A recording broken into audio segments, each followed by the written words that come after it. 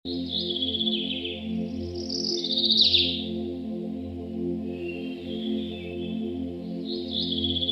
நேரங்களில் ஆளுகை செய்கிறவர்கள் கூட நமக்கு உதவி செய்ய முடியாது. அரசர்கள் கூட, ஒரு தேசத்தினுடைய பெரிய அரசன் கூட நமக்கு உதவி செய்ய முடியாது. ஆனால் கர்த்தர் தான் நமக்கு உதவி செய்ய முடியும். அவர் தான் நமக்கு நீதி செய்வார்.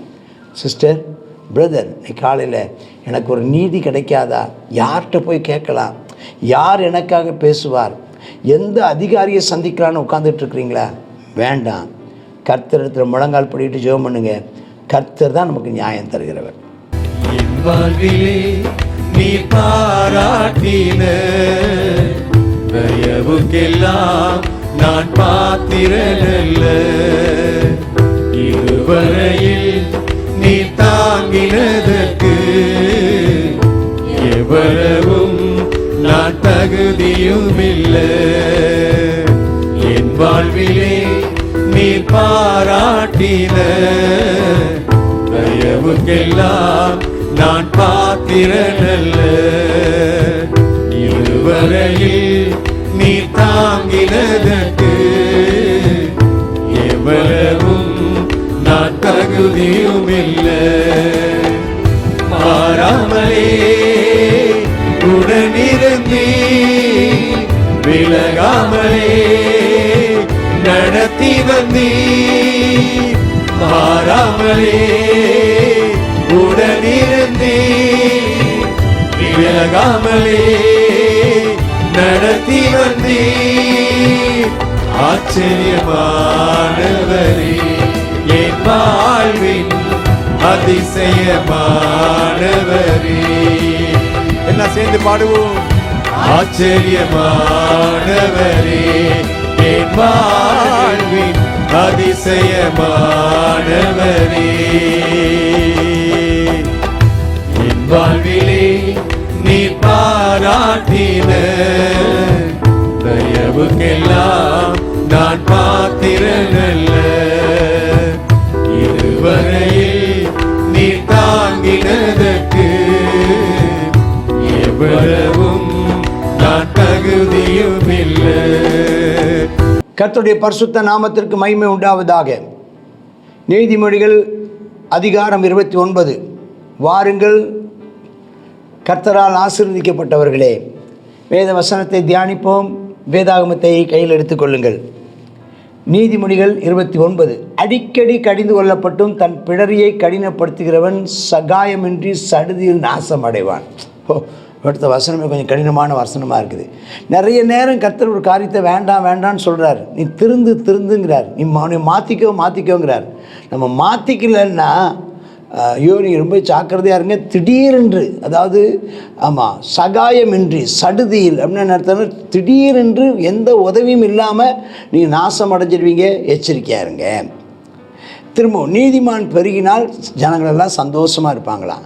இந்த துன்மார்க்கர்கள் ஆளும்போது ஜனங்கள் தவிப்பார்களாம். அப்போ நீதிமான்கள் பெருகணும். ஆமாம். அடுத்து ஞானத்தில் பிரியமுள்ளமாக இருக்கணும் தகப்பனை. அப்போ நம்ம அப்பா அம்மாவை சந்தோஷப்படுத்தணும்னா ஞானம். நீ இன்னும் நல்லா கற்றுக்கொள்ளுங்க பிரதர், இன்னும் கற்றுக்கொள்ளுங்க சிஸ்டர்.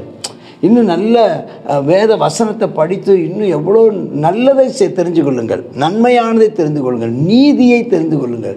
நீதியாக நடங்க. வேசிகளோடைய தொந்திப்பானவன் ஆசி அளிக்கிறார். வேசிகளோடனா விருதாமான மக்கள், விருதாமான இந்த உடலுக்கு அடுத்ததான காரியங்கள், அதுகளுக்கு நேரத்தை செலவு பண்ணாதீங்க. உலக இன்பம், உலக ஆசாபாசம், ஆடம்பரங்கள், ஆடை அலங்காரங்கள், இவையில் ரொம்ப நீங்கள் நேரத்தை போட்டிங்கன்னா போயிடும். பணமெல்லாம் வேஸ்ட்டாக போயிடும். நியாயம்தான் ஒரு தேசத்தை நிலைநிறுத்தும். ராஜா நியாயம், ஒரு நல்ல நீதியும் நியாயம் உள்ள ராஜாவால் தேசம் நிலைச்சி நிற்கும். அது நீதியும் நியாயமும் இல்லாமல் பண ஆசை பிடிச்சவன் இருந்தான்னா, பண ஆசை பிடிச்சி பணத்தை பரிதான பிரியன், அந்த அதாவது முறைகேடான பணத்தை விரும்புகிறவன், ஜனங்களை ஏமாற்றி பணம் சம்பாதிக்கிறவன், அதிக வரி வசூலித்து தன்னுடைய பணத்தை அதிகமாக்கி கொடுக்கிறவன் அந்த தேசத்தை கவிழ்த்து போடுகிறானா. 5வது, பிறனை முகஸ்துதி செய்கிறவன். போன 28 பார்த்தோம். அதாவது அவங்கெல்லாம் எப்படின்னா முகஸ்துதி பண்ணுறவங்க, அவன் காலுக்கு வலையை விரிக்கிறான். அதனால் யாராவது உங்களை ஓவராக உங்களை பாராட்டுறாங்கன்னா ரொம்ப உங்களை நைஸாக பேசுகிறாங்கன்னா நீங்கள் கொஞ்சம் எச்சரிக்கையாக இருங்க. துஷ்டனுடைய துரோகத்தில் கண்ணி இருக்குது, நீதிமானோ பாடி மகிழ்கிறான். துஷ்டன் எப்போவுமே என்ன செய்கிறான்னா தீயவர் தீவினில் சிக்கிக்கொள்வாங்க. ஆனால் நீதிமான்கள் பாடி மகிழ்வார். நேர்மையானலாம் நடக்கணும். நீதிமான் ஏழைகளின் நியாயத்தை கவனித்தருகிறான். துன்மார்க்கன் ஏழைகளை பற்றி கவலையே பட மாட்டான். நீதிமானுடையதான எண்ணங்கள் ஏழைகளின் மேல் இருக்குமா. ஏழைகள் எப்பவும் இருப்பாங்க. ஏசுநாதர் சொன்னா பாருங்கள், தரித்திரர் எப்போதும் உங்களோட இருப்பாங்க. அது மாறாது. ஏன்னா நாம் நீதிமான்கள் இருக்கிறாங்க, நீதிமான்களும் எப்பவும் இருப்பாங்க. அதனால் தரித்திரருக்கு கவலையே இல்லை. ஏழையாக இருக்கேன்னு சொல்லி வருத்தமே படாது. உன்னை கவனிப்பதற்கு கர்த்தர் சில நீதிமான்களை கர்த்தர் வச்சிருக்கிறார். 8ஆம் வசனம், பரியாசக்காரர் பட்டணத்தில் தீ கொளுத்தி விடுவாங்களாம். பரியாசக்காரன் பேச்சினால கலவரங்கள் உண்டாகும். ஆனால் ஞானிகள் அந்த கலவரத்தை அடக்குவாங்களாம். 9, ஞானி மூடனு வழக்காடுகையில் சிறந்தாலும் சிரித்தாலும் அமைதியில். ஒரு மூடன்ட்ட ஞானி சொல்லணும், இவன்கிட்ட அழுது பேசினாலும் மாற மாட்டான், இவன் தொழுதாலும் மாற மாட்டான். தொழுதாலும் ஆறாமல் அவனுக்கு சினந்தாலும் பிரயோஜனம் இல்லை, சிரித்தாலும் பிரயோஜனம் இல்லை. அவன் திருந்தவே மாட்டான், நம்ம சொல்கிறது ஒன்றும் புரிஞ்சிக்கவும் மாட்டான். அவன் யாருன்னா மூடன். அதனால் எந்த ஆளையும் நம்ம என்ன செஞ்சிடலாம், நம்ம பேசி சரி பண்ணிடலான்னு பார்த்தா அந்த மூடனை நீ பேசி சரி பண்ணவே முடியாது. நீ கோபப்பட்டும் சரி பண்ண முடியாது. சரி, அவன்கிட்ட கொஞ்சம் நயமாக பேசி சிரித்தாலும் பிரயோஜனப்படாது. போட்டும். இரத்த பிரியர் உத்தமனை பயக்கிறார்கள், செம்மையானவர்களும் அவன் பிராணனை காப்பாற்றுகிறார்கள். அப்போ நம்ம என்ன செய்யணும், நம்ம செம்மையானவர்களாக இருக்கணும், இரத்த பிரியராக இருக்கக்கூடாது. மூடன் எல்லாத்தையும் வெளிப்படுத்துகிறான், ஆனால் ஞானியோ அவசியமானதை மட்டும் சொல்லுகிறான். அதிபதி, இந்த பொய்களுக்கு அதிபதியை பற்றி நிறைய சொல்லப்பட்டிருக்கு. இந்த பொய்களுக்கு செவி கொடுக்குற அதிபதி. எல்லாரும் பொய் சொன்னால் அவங்களெல்லாம் பொய் சொல்கிறவங்க, பொய்யா பாராட்டுறவங்க, பொய்யான தகவல் கொடுக்குறவங்க, பொய்யான அறிக்கை கொடுக்குறவங்க, பொய்யா சொல்லி அவரை ரொம்ப பாராட்டி எல்லாம் நல்லா தான் இருக்குன்னு பொய் சொல்கிறவங்க இருந்தாங்கன்னா, அதுக்கு செவி கொடுத்தான்னு வச்சுக்கோங்களேன். பொய்களுக்கு செவி கொடுக்குறவன், அதாவது உண்மையை சொன்னால் கோவப்படுறான், அதனால் பொய் சொன்னால் சரி அப்படிங்கிறான். இது சில ஆட்கள் பாருங்கள், உண்மையான காரணத்தை சொல்லி லீவு கேட்டால் லீவு கொடுக்க மாட்டாங்க, ஆனால் பொய் சொல்லி கேட்டால் லீவு கொடுத்துருவாங்க. அதனால தான் நம்ம யார் லீவு கேட்டாலும் அவங்க உண்மையை சொல்கிறதுக்கு கற்றுக் கொடுங்க. இப்போ நீங்கள் பொய் சொல்லி அது ஒரு ஆளுக்கு லீவு கொடுக்குற அதிபதினு கண்டுபிடிச்சிட்டாங்கன்னா ஊழியக்காரர்கள் எல்லாருமே உங்கள்கிட்ட பொய் சொல்லி தான் காரியத்தை சாதிச்சுக்குவாங்க. அதனால் பொய்க்கு செவி கொடுக்காதீங்க, உண்மைக்கு மரியாதை கொடுங்க. ஒருத்தர் ஒன்று கேட்டாங்கன்னா நீங்கள் அவங்களுக்கு உதவி செய்யுங்க. தரித்திரனும் கொடுமைக்காரனும் ஒருவர் சந்திக்கிறாங்க. இந்த இன்னொரு இடத்துல பார்த்தோம்னா தரித்திரனும் ஐஸ்வர்யவானும் ஒருவரை சந்திக்கிறாங்கன்னு. எல்லாருக்கும் ஜீவனை கொடுக்கிறவர் கர்த்தர். அப்போ தரித்திரனும் கொடுமைக்காரங்கிறது ஐஸ்வர்யவான். அப்போ தரித்திரனும் ஐஸ்வர்யவானும் ஒருவருக்கொருவர் சந்திக்கிறாங்க. ஒருவருக்கொருவர் சந்திக்கிற அவங்க ஜீவனை கொடுத்துருக்குறாங்க. ஒருத்தருக்கு உதவியாக இருப்பதற்கு கர்த்தர் உதவி செய்வாராக. அப்போ தரித்திரன் தன்னால் ஆன உதவியை ஐஸ்வர்யவானுக்கு செய்யணும். ஐஸ்வர்யவான் தன்னால் ஆன தன்னுடைய தரித்திரன் தனக்கு இருக்கிறதான சர்வ பலத்தினாலேயோ தனக்கு இருக்கிற சில திறமைகளினாலோ அவன் ஐஸ்வர்யவானுக்கு உதவி செய்யணுமா? ஐஸ்வர்யவான் தனக்கு இருக்கிறதான ஐஸ்வர்யத்திலேருந்து தரித்திரனுக்கு உதவி செய்யணுமா? ஏழைகளுடைய நியாயத்தை உண்மையாக விசாரிக்கிற ராஜாவின் சிங்காசனம் நிலை பெற்றிருக்குமா? அப்போ ஏழைகளுக்கு நம்ம உதவி செய்யணும், ஏழைகளுக்கு உதவி செய்யணும். அதுக்கு தான் கர்த்தர் நம்மளை ஆசீர்வதிச்சிருக்கார். உங்களை கர்த்தர் ஆசீர்வதித்ததுக்கு காரணம் ஏழைகளுக்கு உதவியாக இருக்கும்படி. பிறமும் கடிந்து கொள்வதிலும் ஞானத்தை கொடுக்குமா? தன் இஷ்டத்துக்கு விடப்பட்ட பிள்ளையோ தன் தாய்க்கு வெட்கத்தை உண்டு பண்ணும். அப்போ நம்ம கடிந்து கொள்ளுதல் ரொம்ப அவசியம். நீங்கள் ஒரு நல்ல ஒரு தலைவராக இருக்கணும்னா, நீங்கள் நல்ல ஒரு எஜமானனாக இருக்கணும்னா கடிந்து கொள்கிறவர்களாக இருக்கணும். அப்போ தான் உங்களுக்கு கீழே இருக்கிறவங்க நல்ல நல்ல வேலையாளாக மாறுவாங்க. நீங்கள் கடிந்து கொள்ளாமல் இஷ்டத்துக்கு விட்டீங்கன்னா அவங்க பிரயோஜனம் இல்லாமல் போயிடுவாங்க, அவங்க சோம்பேறியாக போயிடுவாங்க, எதை குறித்தும் அக்கறை இல்லாமல் போயிடுவாங்க. அதனால் கடிந்து கொள்கிறவர்களாகவும் இருக்க வேண்டும்.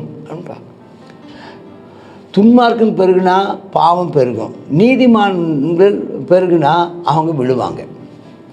உன் மகனை சிற்றை செய், அவனுக்கு ஆறுதல் செய்வான். அப்போ பாருங்கள், அதே திரும்ப இந்த கடிந்து கொள்கிற பற்றி பைபிள் இந்த நீதிமொழியை எடுத்து பாருங்களேன். கடிந்து கொள்கிறவங்க நல்லவங்க, ஆனால் நமக்கு கடிந்து கொள்கிறவங்கெல்லாம் பிடிக்காது. ஸ்தோத்திரம். நமக்கு யாருமே நம்மளை நம்ம குறை சொல்கிறவங்க, நம்மளை திருத்துறவங்க, நமக்கு அப்பப்போ நம்ம காரியத்தில் வந்து நமக்கு அடிக்கடி நமக்கு புத்தி சொல்கிறவங்க, ஆலோசனை சொல்கிறவங்க அப்படி இருக்காதீங்க. அதான் சொல்லப்படுது தீர்க்க தரிசனம் இல்லாத இடத்தில் 18. தீர்க்க தரிசனம் அப்படின்னா நமக்கு அந்த கரெக்ஷன் நமக்கு வந்து அந்த சரிப்படுத்தப்படுதல். தீர்க்க தரிசனம் எதுக்கு வருது? நம்ம சரிப்படுத்துவதற்காக. பரிசுத்தவான்கள் சீர் பொருந்தும் பொருட்டு. அப்படி சீர் பொருந்துவதற்கு தான் தீர்க்க தரிசனம். அந்த சீர்பொருத்தலுக்கு நமக்கு இடம் கொடுக்காமல் போனால் சீர்கெட்டு போயிடுவோம். அப்போ வேதத்தின் படி நடக்கிறவங்க. அப்போ தீர்க்க தரிசனம் எதிலிருந்து வருது? வேதத்திலிருந்து வருது. அதுக்கு அடுத்த வசனம் 19. அடிமையானவன் வார்த்தைகளினாலே அடங்கான். சில ஆட்களுக்கெல்லாம் வார்த்தையினால் சொல்லி அவனுக்கு மண்டையில் உரைக்காது. அதை அவனுக்கு சொன்னாலும் என்ன செய்ய மாட்டான், அறிந்தாலும் உத்தரவு கொடுக்க மாட்டான். அப்போ அவனை என்ன செய்ய? அப்படிப்பட்ட ஆட்கள் இருப்பாங்க. அதே மாதிரி சில ஆட்கள் தன் வார்த்தையில் பதற மனுஷனாக இருந்தால், நம்ம பதறன்னு என்ன அர்த்தம்னா அவன் எல்லாத்துக்கும் அதாவது உருப்படியாக பேசாமல் பேசுகிறவன். உருப்படியாக அந்த பதறுகள்னா பேச துடித்து கொண்டிருக்கிறவரை நீ பார்த்துருக்கிறாயா? ஆமாம். ஆனால் மூடனாவது ஒருவேளை திருந்துவான். ஆனால் இந்த மாதிரி ஆட்கள் திருந்தவே மாட்டாங்க. ஏன்னா ஒரு நேரத்துக்கு ஒரு வார்த்தை என்ன செய்வான், ஒரு வார்த்தையுமே என்ன செய்ய மாட்டான். அந்த பேசுகிற அந்த ஆள் எந்த வார்த்தையும் முழுங்கி பேசுகிற ஆள். நமக்கு அப்படி அந்த பதறுகிற வார்த்தைன்னு சொல்கிறத விட முழுங்கி பேசுகிற ஆள். எந்த ஒரு வாக்கியத்தையும் நிறைவு செய்ய மாட்டார். ஒரு வாக்கியத்தை நிறைவு செய்ய மாட்டார். இப்படிப்பட்ட ஆட்களை பார்த்தா நீங்கள் அவனை நம்பாதீங்க. ஒருவன் தன் அடிமையை சிறு பிராயம் முதல் இலக்காரமாக வளர்த்தால் புத்திரனாக பாராட்டுவான். அப்போ நம்ம ஒரு ஆளை இதுவும் இந்த கடிந்து கொள்ளுதலோடு சம்மந்தப்பட்டுச்சு. சரியானபடி நம்ம சரியானபடி கடிந்து கொள்ளாவிட்டால் அதே நபர் பிற்காலத்தில் நமக்கு நன்றி கெட்டவராக மாறிடுவார். எப்படி இருக்கு பாருங்கள். ஏன் அவர் நன்றி கெட்டவராக மாற்றினதுக்கு காரணம் யாரும் நம்ம தான். ஏன்னா நம்ம ஆரம்பத்திலேயே அவங்களை என்ன செய்யலாம், கடிந்து கொள்ளாமல் போனோம். ஒரு குறிப்பிட்ட நேரத்தில் நம்ம கடிந்து கொள்ளும்போது அப்போ என்ன செய்கிறாங்க, அவங்க நன்றி கெட்டவராகிடுறாங்க. கவனமாக இருக்கணும். அது 21 வசனத்துக்கு இன்னொரு மொழிபெயர்ப்பு. 22. கோபக்காரன் அவனோடு சேராதீங்க. அவன் எங்கே போனாலும் சண்டை வாங்கிட்டு வருவான். அடுத்து மனுஷனுடைய அகந்தை, பெருமை, எருமாப்பு அவன் தாழ்த்துமான். ஆனால் தன்னை தாழ்த்துகிறவனும் உயர்த்தப்படுவான். திருடனோடே கூட்டாளியாக இருக்காதப்பா. அவன் மாட்டும்போது நீனும் மாட்டிக்கிடுவேன். அவன் எப்படிப்பட்டவன் கேட்டிங்கன்னா, சாபத்தை கேட்டாலும் காரியத்தை வெளிப்படுத்த மாட்டான். சில ஆட்கள்லாம் இருக்கான். இந்த திருடன் ஒத்துக்கவே மாட்டான். திருடனுக்கு இருக்கிறதான ஒரு முக்கியமானது, அவன் திருடன் அவன் கையங்களவுமாக பிடிச்சா கூட அவன் என்ன செய்ய மாட்டானா, ஒத்துக்க மாட்டானா. அதாவது நிரூபித்தால் ஒழிய அவன் நினைச்ச மாட்டானா, ஒத்துக்க மாட்டான். அடியோடு அடியாக அடித்தாலும் சரி அவன் உண்மையை ஒத்துக்கவே மாட்டான். அவன்கிட்ட காரியத்தை வாங்க முடியாது. இதெல்லாம் பைபிளில் சொல்லியிருக்குது. அதனால் அடித்து பார்த்து பிரயோஜனமே கிடையாது. ஆமாம். மனுஷனுக்கு பயப்படுற பயம் கண்ணியை வரைக்கும். கர்த்தரை நம்புகிறவன் தான். அப்போ இந்த அதிகாரிகளுக்கு பயந்து நடக்கிறவன்லாம் உருப்படியாக இருக்கும். அந்த பயந்து நடக்கிற மாதிரி காமிச்சிக்கிறான் பாருங்கள். மனுஷனுக்கு பயப்படுகிறவன் நமக்கு கண்ணுக்கு முன்னால் தான் பயப்படுவான், கண்ணுக்கு பின்னால் பயப்பட மாட்டான். ஆனால் கர்த்தரை நம்புகிறவன் அவன் எப்போதும் பயந்து இருப்பான். அவன் தேவனுக்கு பிரியமாய் செய்வான். ஆளுகை செய்கிறவனுடைய தயவு. எல்லாரும் ஆளுகை செய்கிறவங்களை பார்ப்பாங்க. ஆனால் எல்லாராலும் ஆளுகை செய்கிறவர்களால் என்ன செய்ய முடியாது, உதவி செய்ய முடியாது. நியாயம் என்பது கர்த்தரால் தான் தீரும். புரியுதா உங்களுக்கு? சில நேரங்களில் ஆளுகை செய்கிறவர்களுக்கு கூட நமக்கு உதவி செய்ய முடியாது. அரசர்கள் கூட, ஒரு தேசத்தினுடைய பெரிய அரசன் கூட நமக்கு உதவி செய்ய முடியாது. ஆனால் கர்த்தர் தான் நமக்கு உதவி செய்ய முடியும். அவர் தான் நமக்கு நீதி செய்வார். சிஸ்டர், பிரதர், நீ காலையில் எனக்கு ஒரு நீதி கிடைக்காதா? யார்கிட்ட போய் கேட்கலாம்? யார் எனக்காக பேசுவார்? எந்த அதிகாரியை சந்திக்கலான்னு உட்காந்துட்ருக்குறீங்களா? வேண்டாம். கர்த்தர் இடத்துல முழங்கால் படிட்டு ஜெபம் பண்ணுங்க. கர்த்தர் தான் நமக்கு நியாயம் தருகிறவர். நீதிமானுக்கு அநியாயக்காரன் அருவருப்பானவன். நீதிமானுக்கு அநியாயக்காரனை பிடிக்காது.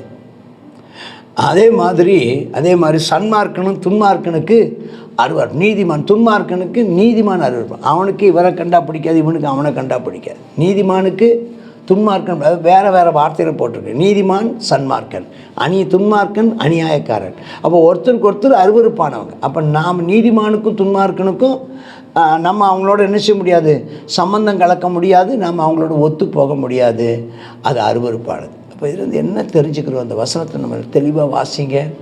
27 வசனமும் நம்முடைய வாழ்க்கையை மாற்றக்கூடிய ஒன்று. கர்த்தரையே நம்பியிருங்க, நீதியாய் நடவுங்கள், கர்த்தர் உங்களை ஆசீர்வதிப்பார். கர்த்தரை நம்புங்க. நிறைய நல்ல விஷயங்கள் இருக்குது. மற்றவங்களை கடிந்து கொள்ளுங்க, உங்களை கீழே இருக்கிறவங்களை கடிந்து கொள்ளுங்க. உங்களை யாராவது கடிந்து கொண்டால், நான் சொல்கிறேன், உங்களை யாராவது கடிந்து கொண்டாங்கன்னா உண்மையிலே அவங்க தான் நல்லவங்க.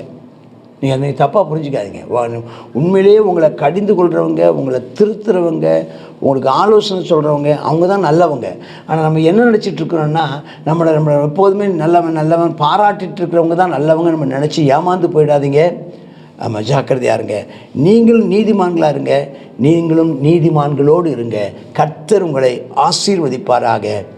ஆமேன், ஆமேன். கர்த்தர் இயேசு கிறிஸ்து உங்களை ஆசீர்வதிப்பாராக. நீதிமொழிகள் 29. அடிக்கடி கடிந்து கொள்ளப்பட்டு பிறரை கடினப்படுத்துகிறவன் சகாயமின்றி சடுதியில் நாசமடைவான். அப்போ நமக்கு அடிக்கடி எச்சரிப்பு கொடுத்தோம் திருந்தலைன்னு சொன்னால் கர்த்தர் திடீர்னு ஒரு நாள் என்ன செய்வார், அடிச்சிருவார். அப்போ நம்மளோட வேத வசனம் நம்மோடு பேசுது, பிரசங்கம் சபையில் அவன் பிரசங்கம் வருது, அவன் நமக்கு பல விதங்கள்லேருந்து நமக்கு எச்சரிப்பு வரும்போது நம்ம என்ன செய்யணும், திருந்தி கொள்ளணும். அதற்காகத்தான் கர்த்தர் என்ன செய்கிறார், அனுமதிக்கிறார்னு சொல்லி பார்க்குறோம். வேசியோடு உறவாக இருக்கிற ஆஸ்தியெல்லாம் இழந்து போயிடுவான். தவறான உறவுகள் கர்த்தர் அறிவிருக்கிறார். அதிபதி பொய்க்கு செவி கொடுத்தால் அவனுடைய ஊழியக்காரர்கள் யாவரும் துன்மார்க்கர் ஆவார்களாம். அப்போ இப்படிப்பட்டதான் துன்மார்க்கர் பெருகினால் பாவமும் பெருகிருமா. அதனால் என்ன செய்யக்கூடாது, அதிபதி என்ன செய்யணும், பொய்க்கு செவி கொடுக்கிறவர்களாய் காணப்படக்கூடாது. தீர்க்க தரிசனம் இல்லாத இடத்துல ஜனங்கள் சீர்கெட்டு போவாங்க. ஆகையினால் என்ன செய்யணும், தீர்க்க தரிசனங்கள் என்ன செய்ய ரொம்ப அவசியம். வேத வசனம் எல்லாமே தீர்க்க தரிசனம். நம்மை கடிந்து கொள்ளும், நம்மை உருவாக்கும், நம்மோடு பேசும். ஆகையினால் நம்ம என்ன செய்யணும், தீர்க்க தரிசன வசனங்களாகிய வேத வசனத்துக்கு நம்ம செவி கொடுக்க, வாசிக்க, அனுதினமும் கர்த்தர் நம்மோடு இடைப்படத்தக்கதாக அவர்கள் வாசிக்கிறது ரொம்ப அவசியம். அடுத்தது, அதிகமான கோபப்படுகிறவன் கடைசி எப்படி ஆயிடுவான், பெரும்பாதகன் ஆயிடுவான், பெரிய கொலையாளியாக மாறி போயிடுவான். அதனால் கோபம் அவன் வராதபடிக்கு நம்ம என்ன செய்யணும், காத்து கொள்ளணும். மனுஷருக்கு பயப்படுகிற பயம் கண்ணியை வருவிக்கும், கர்த்தருக்கு பயப்படுகிற பயம் ஆயுசு நாட்கள் என்ன செய்யுமா, பெருக பண்ணும். அவன் கர்த்தருக்கு பயப்படுற பயம் உயர்ந்த அடைக்கலத்தை நம்ம கொண்டு வந்து வைக்கும் என்று சொல்லி பார்க்குறோம். ஆளுகை செய்கிறோடைய முகதாட்சியத்தை அநேகர் தேடினாலும் அதுக்கு நம்ம என்ன செய்யணும், நியாயம் எங்கே தான் இருந்து வரும், கர்த்தரிடத்துலேருந்து தான் வரும். இந்த நாளில் நம்ம என்ன செய்கிறோம், ரொம்ப பிரயாசப்படுறோம், நம்முடையதான காரியங்கள் வாய்க்கப்பட வேண்டும் என்று சொல்லி அநேக பிரயாசங்கள் பட்டாலும் அதை வாய்க்க பண்ணுகிறது யார், கர்த்தர் தான். அதனால் ஜெபிப்போமா. அப்பா, கிருபை இரக்கம் தான் நல்ல பிதாவே, இந்த நாளிலும் கர்த்தாவே எங்களுக்கு கடிந்து கொள்ளப்படும் போது அப்பா உடனே உணர்வடைந்து மனம் திரும்பத்தக்கதான ஒரு இருதயத்தை நீ தந்தருள்வீராகப்பா. ஏசப்பா ஸ்தோத்திரப்பா. அந்த தவறான உறவுகளோடு இருக்கிறவர்களை நீர் அப்பா கண்டித்து ஆமேன் அப்பா கடிந்து கொண்டு மனம் திரும்ப செய்வீராக என்று சொல்லி ஜெபிக்கிறோம். அப்பா ஸ்தோத்திரம் அப்பா. ஆமேன் அப்பா. நாங்கள் பொய்க்கு செவி கொடுக்காதபடிக்கு ஆமேன் அப்பா ஸ்தோத்திரம். நாங்கள் நேர்மையாக இருக்கிறத பார்த்து எங்களோடு இருக்கிற பிள்ளைகள் ஊழியக்காரர்கள் நேர்மையாக இருக்கத்தக்கதாக நாங்கள் நேர்மையுள்ளவர்களாக இருந்து கர்த்தாவே ஸ்தோத்திர இயேசப்பா ஆமேனப்பா. எல்லா பெரும் பாதகத்துக்கும் நாங்கள் நீங்களாக்கி காத்துக்கொள்ள கிருபை தர வேண்டுமா ஜெபிக்கிறோம். அப்பா ஸ்தோத்திர ஆண்டவரே. வேத வசனத்துக்கு நாங்கள் முக்கியத்துவம் கொடுக்குறவர்களாக இருக்கணும். அப்பா ஸ்தோத்திரம். மனுஷனுக்கு பயப்படாமல் உமக்கு பயப்படுகிற பயத்தை தாரும் ஆவியானவரே. இறங்குவீராகப்பா. அப்பா ஸ்தோத்திரம். நாங்கள் ஆளுகிறோட முகதாட்சியத்தை அல்லப்பா நம்முடைய இரக்கத்துக்காக நாங்கள் கெஞ்சிக்கிறோம். எங்களுடைய நியாயம் உம்மாலே வரும் என்பதை அறிந்திருக்கிறோம். கர்த்தாவே நீர் இரக்கம் பாராட்டி எங்களுக்கு நன்மை செய்யும், நியாயம் செய்யும். இயேசுவின் நாமத்தில் ஜெபிக்கிறோம் நல்ல பிதாவே. ஆமேன், ஆமேன்.